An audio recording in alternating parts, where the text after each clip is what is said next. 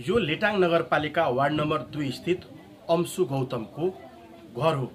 अंशु गएको असोज 21 गते घरदेखि बेपत्ता भइन्। करिब 4 बजे साथीसँग खेल्न जान्छु भनेकी अंशु त्यसपछि फर्किएर आइनन्। हिजो शुक्रबार उनको शव बेलबारी र लेटाङको सिमानामा पर्ने जंगलमा भेटियो। अहिले उनको शव परीक्षणको लागि बीपी कोइराला स्वास्थ्य विज्ञान प्रतिष्ठान धरानमा राखिएको छ। परिवार शोकमा छ, समुदाय शोकमा छ। उनको मृत्यु कसरी भयो यो अनुसन्धानको विषय बनेको छ। असोज 21 गते चाहिँ लक्ष्मी माध्यमिक विद्यालय लेटाङ 2 को कक्षा 5 मा पढ्ने अंशु गौतम भन्ने बच्चा चाहिँ 4:30-5 बजेतिर हराइन् भन्ने जुन एक खालको 7-8 बजेतिर हल्ला आयो। त्यो पछाडिदेखि नै हामी यो बच्चाको खोजतलासको क्रममा थियौँ। धेरै ठाउँमा हामीले खोजतलास गऱ्यौँ, कहीँ फेला पार्न सकेको थिएन। हिजो चाहिँ घाँस काट्न जाने जङ्गलमा यो 4 कोसे झाडी जुन लेटाङ नगरपालिका र बेलबारी नगरपालिकाको सिमानामा एउटा चाहिँ बेलबारी चिस्याङ साझेदारी वन भन्ने पर्छ। त्यो वनको बााउन्ड्रीभित्र चाहिँ घाँस काट्न जाने चाहिँ गोठालोहरूले चाहिँ घाँस काट्न जाँदाखेरि अर्ध आधी भाग चाहिँ त्यहाँ देखिएको छ। एउटा मान्छेको जस्तो कम्मरभन्दा मुनिको भाग देखिएको छ भन्ने कुरा चाहिँ घाँस दाउरा गर्ने मान्छेले खबर ल्याएपछि तत्कालै हामी प्रहरी र हामी चाहिँ यहाँबाट त्यहाँ घटनास्थलमा चाहिँ गएर हेर्दा घटनास्थलमा अलिकति जस्तो चप्पल एकातिर, कम्मरभन्दा मुनिको भाग एकातिर, टाउको केस एकातिर भएर अलिकति सडी गलेको अवस्थामा चाहिँ सब फेला परेको थियो। र त्यहाँबाट त्यो सबलाई चाहिँ हिजै त्यहाँको प्रहरीले प्रारम्भिक चरणको आवश्यक अनुसन्धान पुरा गरी घटनास्थल प्रकृति मुचुल्काहरू तयार गरेर सबहरूलाई चाहिँ आज पोस्टमार्टमको लागि बीपी कोइराला स्वास्थ्य विज्ञान प्रतिष्ठान पठाइएको छ। तर यद्यपि त्यो बच्चा चाहिँ त्यही बच्चा हो या होइन भन्ने कुराको चाहिँ जुन अनुमानहरू शनाखत पूर्ण रूपमा हुन नसकेको कारणले गर्दा डिएनए परीक्षण गराउने भनेर प्रहरीले चाहिँ डिएनए परीक्षणको लागि पनि गराएपछि मात्रै यकिन गर्न सकिन्छ भन्ने चाहिँ प्रहरीले भनेको छ। अब अनुसन्धानमा प्रहरीले कसरी काम गरिरहेको छ, तपाईँको सहयोग कसरी भएको छ? एकदम हामी 21 गते बेलुका रातिदेखि नै प्रहरी र हामी यहाँका जनप्रतिनिधि, नागरिक समाज, यहाँका सङ्घ संस्था, विद्यालय सबैको एकदमै उल्लेख्य सहभागिता, सक्रिय सहभागितामा चाहिँ अनुसन्धान कार्य अगाडि बढाएका छौँ। खोजतलासमा चाहिँ प्रहरीको सक्रियता छ। हामी प्राय गरेर प्रहरीसँग धेरै ठाउँमा त म आफै गइरहेको छु खोजतलास गर्ने क्रममा। अब शङ्कास्पद ठाउँहरूमा हामीले काहीँ सूचना आएका ठाउँहरूमा गएका छौँ।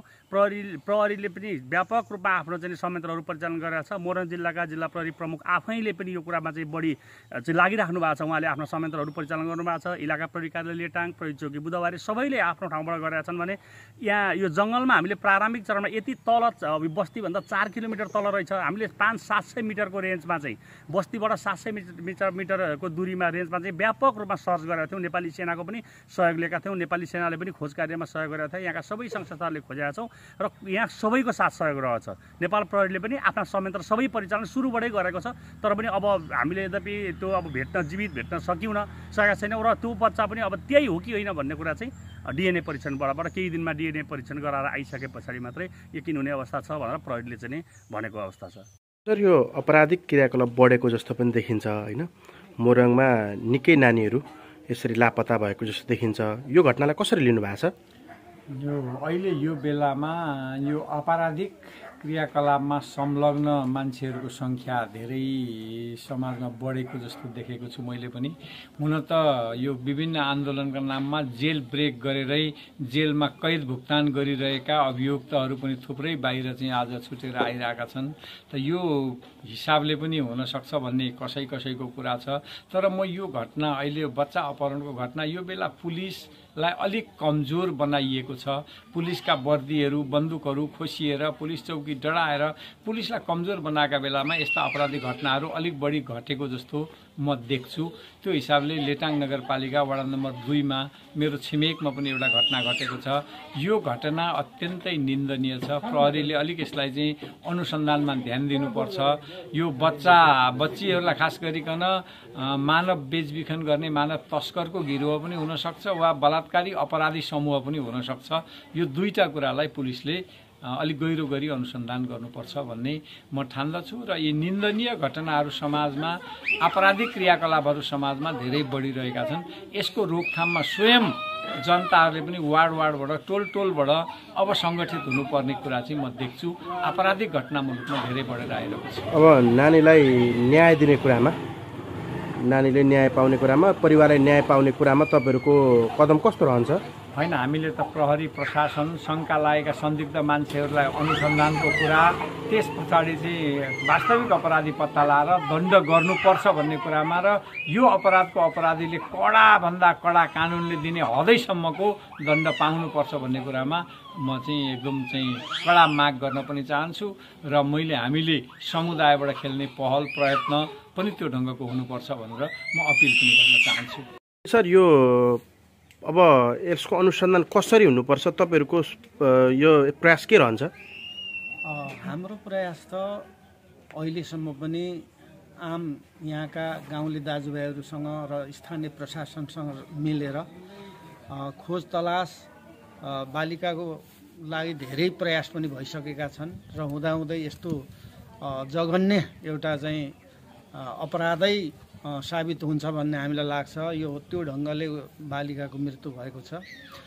यो जसले यो काम गरेको छ, जो यससँग अपराधी संलग्न छ, त्यसलाई कडाभन्दा कडा कारबाही हुनुपर्छ। त्यसको निम्ति हामीले जुनसुकै प्रकारको पनि साथ सहयोग दिन तयार छौँ। परिवारलाई न्याय दिनको निम्ति सबै हाम्रा संयन्त्रहरू, प्रशासनिक संयन्त्रहरू ले यसमा एकदम सक्रियतापूर्वक भाग लिनुपर्छ र त्यसको छानबिन गरी जो हत्यारा छ, अपराधी छ, अपराधीलाई कडाभन्दा कडा कारबाहीका साथ त्यसलाई चाहिँ जनताको नजरमा देखिनुपर्छ। यो प्रकारको बालिकाहरू हराउने अहिले धेरै जतासुकै हल्लाखल्ला भइरहेको छ।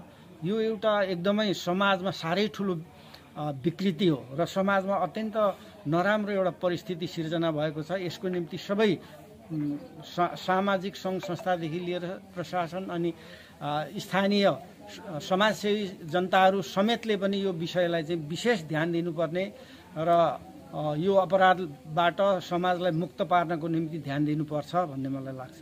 लिँदैनौँ क्या, कुनै हालतमा हामी लिँदैनौँ। यो हत्यारालाई हामीले के हत्याको पत्तो पनि लाग्नु पर्यो, त्यस पछाडि हत्यारालाई पनि हामीले केही कारबाही चाहिँ गर्नै पर्छ। त्यतिकै चाहिँ हामीले लिँदैनौँ, कुनै हालतमा लिँदैनौँ। जस्तो हाम्रो नानीलाई गएछ त्यस्तै त हामीले गर्नु नै पर्छ। त्यति सजिलै त हामी छोड्दिनौँ। किन पुलिसले त्यो त डिसमिस हुन्छ। पुलिसले केही गर्न नसके पनि हामी पब्लिक भए पनि उठेको गएछौँ, उल्टिन्छौँ। त्यतिकै त हामी छोड्दैनौँ। किनभने हाम्रो बालखा नानी हो नि त। बालखा नानी काखकी नानी त्यसो गरेको छ, मनले मानेको छैन नि त।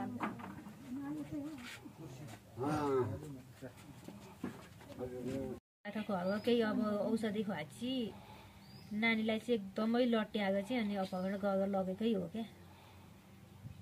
त्यस्तो खालको त सुरुवाती दिनमा देखिन्थ्यो। सुरुवात दिनमा होइन, त पहिलो दिनको लक्षण हेर्दा चाहिँ यसो त्यस्तो देखियो। पहिलो दिनको भनेको एकदम घडी हेर्ने, त्यो हराउने दिन पनि घडी हेर्ने, अनि मसँग झर्किने, बिन्ने भन्ने, तडुङ्गी भन्ने। अब मैसँग मेरै काखमा बसेकी नानी अहिलेसम्म काखै नछोडे कि कतै हिँड्दा पनि सँगै ल्याइ जाने मान्छे। अनि त्यो दिन भनेको त अब मबाट टाढै कि एकदमै टाढा। कसैले एक गइसकेको थियो टाढा भयो, नभए त त्यसरी त टाढा हुँदैन नि नानी। टाढा मदेखि टाढा, म छेउमा गयो झुम्बिन खोज्यो भने नि नआइज मेचेमा भनिदिने ऊ टाढी कि टाढी। के शङ्का लागेको छ हजुरलाई? के भयो होला जस्तो लाग्छ?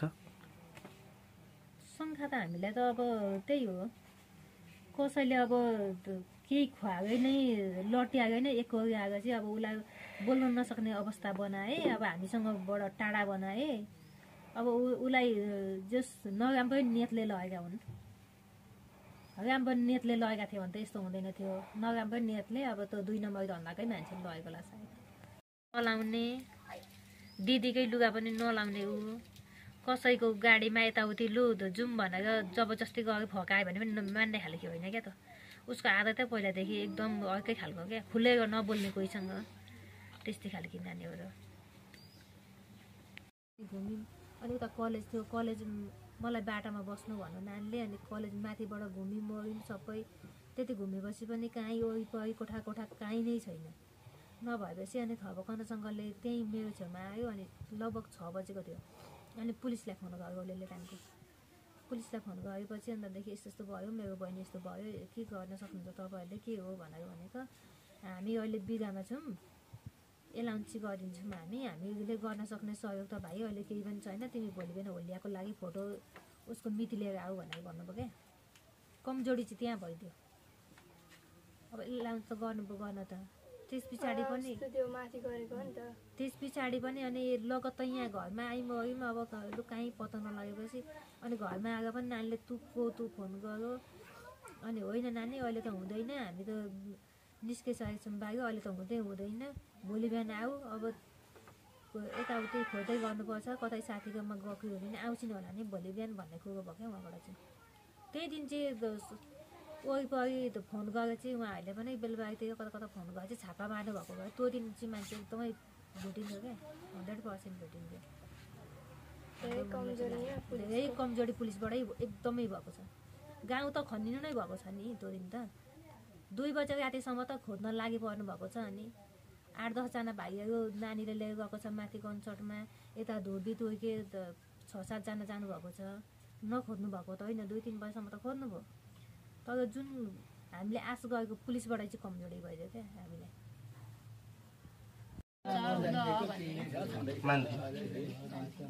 होइन हामी अब बजार जाँदाखेरि भनेको उसलाई खाने चिज भनेको यिनीहरूले फोन गरेर भन्थे कति पैसा भयो। घरदेखि करिब 4 किलोमिटर दक्षिण पूर्वी बेलबारी चिसाङ सामुदायिक वनको बीच जङ्गलमा भेटिन्। अहिले उनको शव विधि विज्ञान प्रयोगशालामा परीक्षण भइरहेको छ। यसरी पूर्वी मोरङमा श्रृङ्खलाबद्ध यस्ता घटनाले झन बढी भय र त्रासको स्थिति पैदा भएको छ।